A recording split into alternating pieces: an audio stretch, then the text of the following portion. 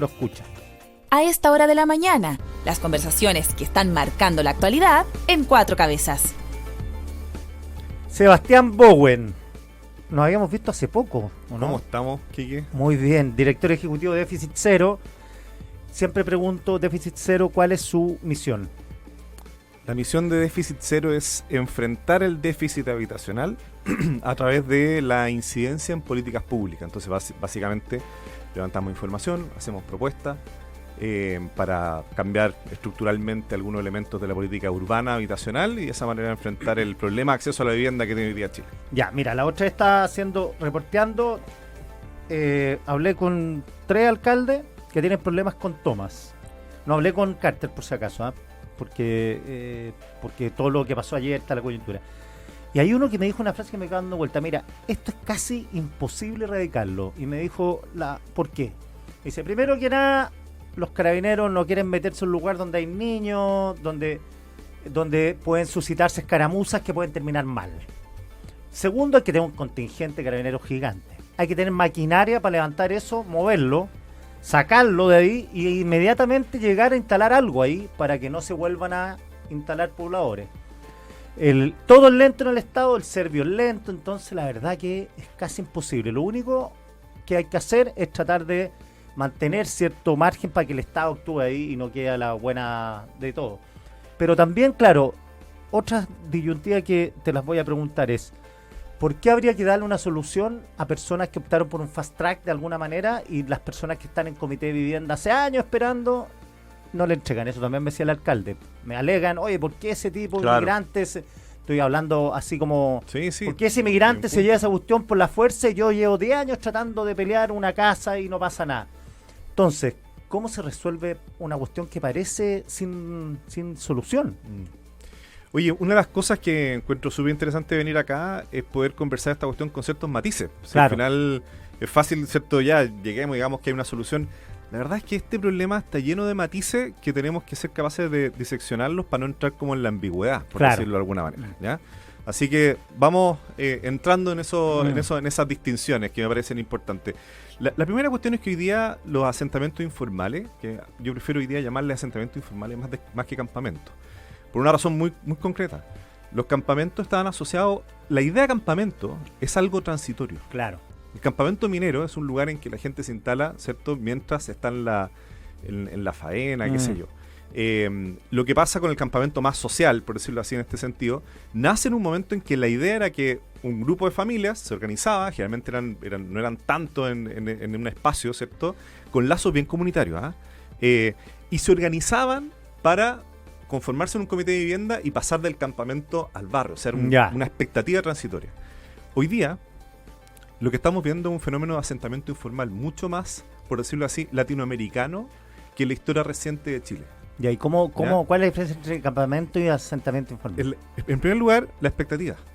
Es decir, el asentamiento informal pasa que las personas están empezando a tener cada día más, ¿cierto?, familias que se encuentran ante situaciones de presión habitacional, una idea que la solución, por decirlo así, existente en el país es irse a una situación de asentamiento. ¿Qué es lo que pasa en Brasil con la favela? ¿Qué es lo que pasa con las villas miseria en Argentina? Claro. O sea, llegar a instalarse y quedarse ahí. Exactamente, es el lugar donde puedo estar, finalmente. Claro, y da lo mismo la construcción, si hay mejora en la vivienda, es donde estoy. Y de alguna manera hay un cambio con una historia, ¿cierto?, que hemos tenido siempre en Chile, que somos un país bien leguleyo. Entonces, por ejemplo, el título de dominio es súper relevante, claro, ¿cierto? Entonces, como que se respetan de alguna manera esas cosas, que en general en Latinoamérica no pasa tanto. Los papeles, como dice claro, y yo creo que ahí ha habido un cambio donde tú puedes ver que en los últimos 5 años, en promedio al día, según datos de Techo, ¿cierto? Si uno saca el promedio al día de los catastros que ha hecho Techo, más de 100 personas al día se están yendo a un asentamiento informal en Chile. 100 personas al día. Más de 100 personas al día en los últimos 5 años. Por lo tanto, ¿qué es lo que te dice eso? Esa tendencia, ¿cierto? Es una tendencia que no habíamos tenido nunca en los últimos 30, ¿ya? Esa tendencia lo que te habla es que se instaló en un sector de la población como una suerte de solución habitacional, ¿ya? Entre comillas, lo digo, por favor, para que se me entienda bien. No es una solución ni sostenible, ni una solución idónea, ni menos adecuada. Claro, ¿ya? Donde la precariedad no es transitoria, sino que más bien se ve como una cuestión permanente.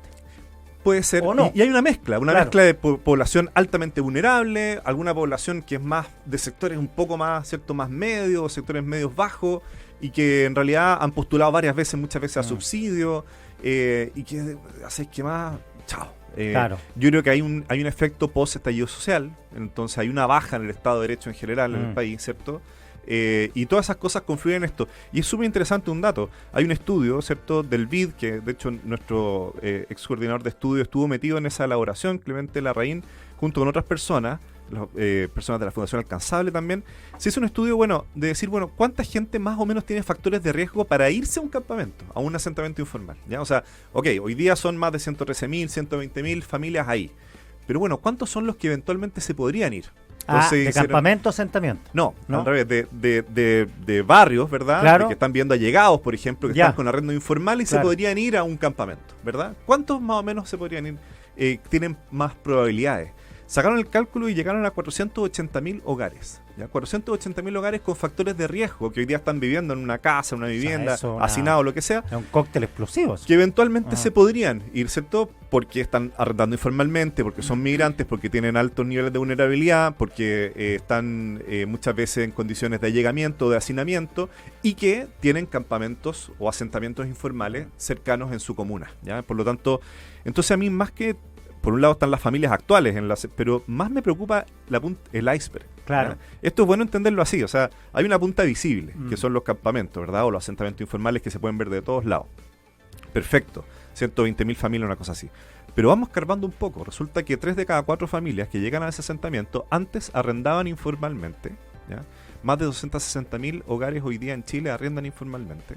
Informalmente es que hay una persona que les cobra, pero no queda registrado. No hay contrato, por lo tanto hay cambios unilaterales obviamente del precio. Esa pieza. Te sacan de un día para otro, claro. Eventualmente. La pieza, y son arrendos caros, ¿ya? O sea, estamos hablando 250 lucas, 300 lucas, por o un puede lugar ser más. precario, con baño común. Muchas veces en villas de blocks, ¿cierto? En zonas periféricas, en el fondo de nuestras ciudades.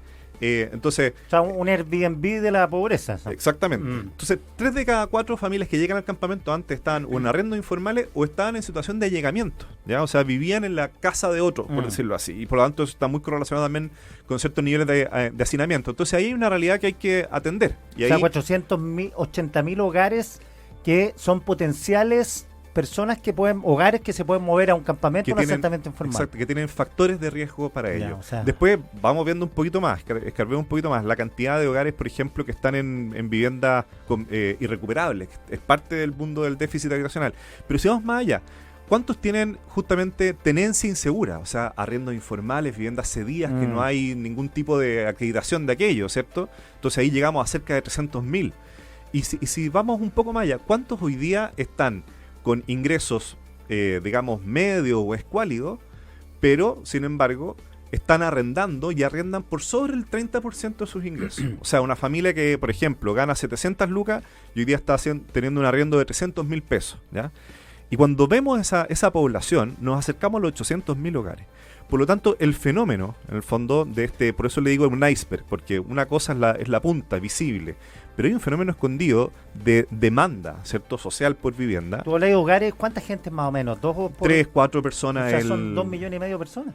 Exactamente. Estamos hablando de más de 1 millón de hogares. Estamos hablando, por lo tanto, entre 2 a 3 millones de personas. O sea, gente que no tiene por ninguna parte asegurada su vivienda. Exactamente. Y esa persona pierde la pega y no tiene para pagar el arriendo y tiene que ir a buscar algún lugar. Tú lo dijiste súper bien. Porque, claro, es una persona que no puede, por sus propios medios, acceder a una vivienda adecuada, le llamamos, ¿cierto? Una vivienda más o menos, sea por arriendo o sea por compra, en el mercado formal, y por lo tanto necesitan algún tipo de ayuda del Estado para poder acceder o sostenerse en esa situación. Ese millón de hogares, que nosotros llamamos como la demanda crítica, ¿ya? Por vivienda, es lo que hay que atender para atender este problema. Tú dijiste algo al comienzo de la entrevista, dijiste, oye, alcalde, me dicen, ¿por qué le tengo que dar a este que salta la fila?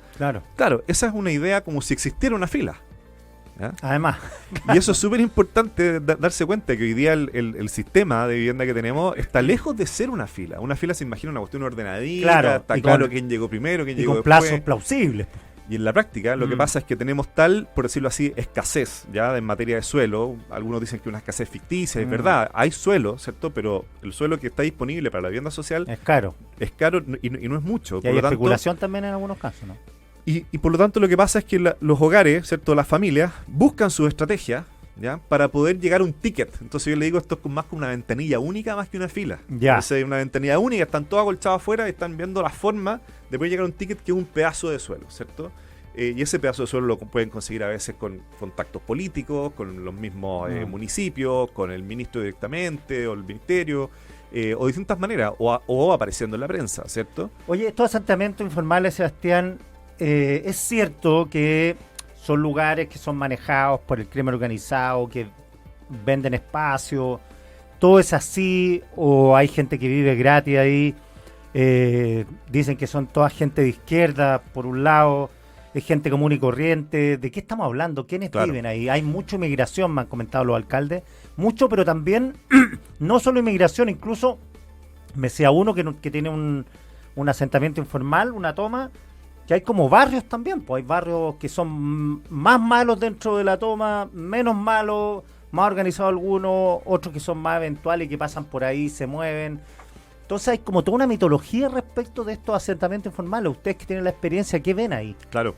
Bueno, ahí yo invito a quienes están escuchando a seguir un poquito las publicaciones que ha hecho Techo. Ellos manejan mucho esta dinámica de los campamentos hoy día, los datos que tienen, los estudios, etcétera. Hicimos un estudio en conjunto que se llama Tipologías de Campamento y que justamente trata de identificar en esta más de 1000, ¿cierto?, asentamientos informales que existen hoy día, bueno, cómo son más o menos estas tipologías. Y una cuestión bien importante que concluir: hay una altísima heterogeneidad. Tanto intercampamentos, o sea, tú puedes encontrar macrocampamentos con mucha población migrante, más bien desorganizado, etcétera, y te vas a encontrar con microcampamentos más rurales, que hay tal vez, y también intracampamentos, o sea, dentro de un mismo campamento o un asentamiento informal, me ha tocado, ¿cierto?, ver la persona altísimamente vulnerable, que está ahí, que lo único que quiere es salir de ese lugar, que prácticamente no tiene redes, ¿cierto? Claro. Y que te dice no quiero que me regalen nada y qué sé yo, con al lado en el fondo una persona que se construyó sobre radier, ¿cierto?, una vivienda de 2 pisos, con una reja, ¿verdad? Entonces tú decís, bueno, acá hay dos realidades súper distintas. Hay gente que tiene auto, dice, dentro. Bueno, totalmente. Y efectivamente hay macrocampamentos, ¿ya?, o macroasentamientos informales que hay que separarlos. Por ejemplo, el Manuel Busto, ¿ya? El Manuel Busto es un campamento que lleva, no sé, más de 30 años. En la quinta región, que se quemó de hecho con los incendios del año pasado. El Camiroaga también. El Felipe Camiroaga, que son en general campamentos que llevan mucho tiempo, que ya prácticamente se instalaron en el lugar. Y esa gente de los buenos San Antonio, son, a eso no los podéis sacar. Pero son muchos chilenos, o sea, ojo ahí. Sí. Y además están súper organizados. Entonces ahí el proceso que se viene es básicamente un proceso de urbanización, de regularización. ¿Pero quién es el dueño del terreno ahí? En ese caso, si no me equivoco, es fiscal. Si no me equivoco. Ya, o sea, que el Estado entregue el terreno. Sí, es una alternativa y que se ha hecho en la historia en otro pero espacio. San Antonio entiendo que el terreno es privado, ¿no? Por eso son distintos casos, ¿ya? Son distintos casos. Y después hay casos donde efectivamente hay una mucho más alta población migrante, por lo tanto hay un choque cultural, ¿ya? En este tema de la tierra, lo que te mencionaba anteriormente. Están mucho más desorganizados, donde hay barrios distintos. Incluso que se dentro de los migrantes, están los haitianos, claro, están los venezolanos. Y con distintas microculturas también, ¿ya? Y por lo tanto ahí es necesario otro tipo de estrategia, ciertamente, ya que está asociado más a una erradicación, pero que va a ser en el tiempo. Y en eso, para empalmar con lo que ha salido en las noticias en el último tiempo, es clave, no ha habido proceso de erradicación, ¿cierto?, o de solución de un campamento grande en el tiempo en Chile, si es que no han estado los poderes del Estado, locales y gobierno central, articulados, coordinados en un esfuerzo conjunto y constante durante, no sé, más de 5 años. Entonces lo que estamos viendo que finalmente, si tú ves que el Estado no está convencido de hacer esa acción, ¿ya?, y nos pone efectivamente todos los medios para poder realizarla, desde el punto de vista de vivienda, social, seguridad, etcétera, bueno, esa cuestión no va a funcionar. Ahora, parece ser, y te lo pregunto, que también tienes la experiencia, que estos movimientos, a diferencia de como se pensaba hace un tiempo atrás, que era ¿cómo se llama este grupo que Amancay, no me acuerdo, que tenían la toma de Peñalolén, que eran más políticos, que tenían un discurso más político, más de izquierda? Parece ser ahora que este fenómeno no está asociado a demandas sociales relacionadas con la izquierda, sino que más bien es gente común y corriente que está viviendo ahí. Te lo digo porque ayer con lo que pasó con Carter parecía que era como un movimiento articulado de izquierda para desordenar la gestión de Carter, pero parece ser que esto es mucho menos político. O sea, yo creo que si nosotros aplicamos, no sé, por quiénes votaron, por decirlo así, en las últimas elecciones, o cuáles son su intención de voto, lo más probable es que te salga algo súper distribuido. Claro. Súper distribuido. Y que refuerza la idea de que hoy día los asentamientos informales son altísimamente heterogéneos. Claro. Yo vería algunas variables importantes. O sea, en primer lugar, niveles de vulnerabilidad. Eso me parece una cuestión bien importante a mirar. El terreno de quién es, ¿ya? Público, privado, cuál es el proyecto en ese terreno. Muchas veces son terrenos que están pensados para vivienda social, entonces por lo tanto una toma afecta justamente el mismo propósito, ¿cierto? De la construcción de vivienda social. Vería también el nivel de organización de la familia y sobre todo la expectativa de la familia. O sea, esos hogares quieren salir de esa situación de asentamiento o llegaron informal, para instalarse ahí. o llegaron para instalarse ahí. Esos 4 variables me parece clave en un proceso como de solución. Ahora bien, así como cerrando también la conversa, o no sé cómo están los tiempos, pero este es un fenómeno que acuérdate que es la punta de un iceberg. Por lo tanto, si tú no solucionas el iceberg en su conjunto, no tienes posibilidad de solucionar esa punta. No, tiene que empeorarse, ¿no? Y eso en la práctica es estructural. O sea, vale decir, si no hay un aumento de la oferta de vivienda orientada a la población más, por decirlo así, con necesidad en materia habitacional, no necesariamente la población de asentamiento informal, acuérdate, al iceberg entero. Si no hay un aumento de la oferta, y ese aumento de la oferta en la práctica significa multiplicarla por todo lo que estamos haciendo hoy día, el promedio de los últimos 5 años de viviendas sociales que se han hecho son más o menos 55.000, de los últimos 5 años. ¿Ya? Y lo que nosotros calculamos es que tú tienes que producir 100.000 soluciones anuales. Si logras producir esas 100.000 soluciones anuales, tú empiezas a cerrar la brecha. Claro. ¿Ya? Y para eso hay un factor clave, el suelo. ¿Ya? Y fíjate, te voy a tener solamente algunos datos para tenerlo en consideración. En las 16 capitales regionales hay 260.000 hectáreas urbanas. ¿Ya? De esas 260.000 hectáreas urbanas, hay aproximadamente 120.000 que no tienen acceso a, a servicios sanitarios.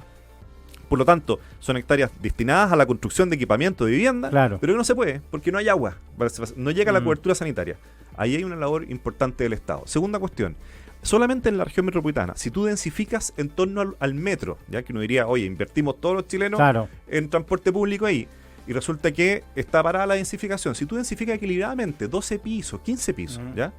Tú podrías llegar a la construcción de hasta casi 800.000 viviendas. Si tú destinas que el 30% sean viviendas de interés público, viviendas más social, tú podrías tener ahí solución para 250.000 hogares, ¿ya? Entonces, hay medidas que se pueden hacer. Y un dato más, la última ley de integración social urbana, que se aprueba el año, si no me equivoco, 2021, mandata que la actualización de los planes reguladores comunales tiene que responder al déficit habitacional en sus comunas a través de incentivos, de resguardos, etcétera. Resulta que no ha habido actualización, es muy lenta. Entonces, un proyecto de ley orientado justamente a agilizar la actualización de los planes regulares es clave. ¿Por qué? Porque más del 80% de las comunas hoy día tienen planes reguladores desactualizados. En otras palabras, estamos viviendo nosotros en ciudades normativamente obsoletas.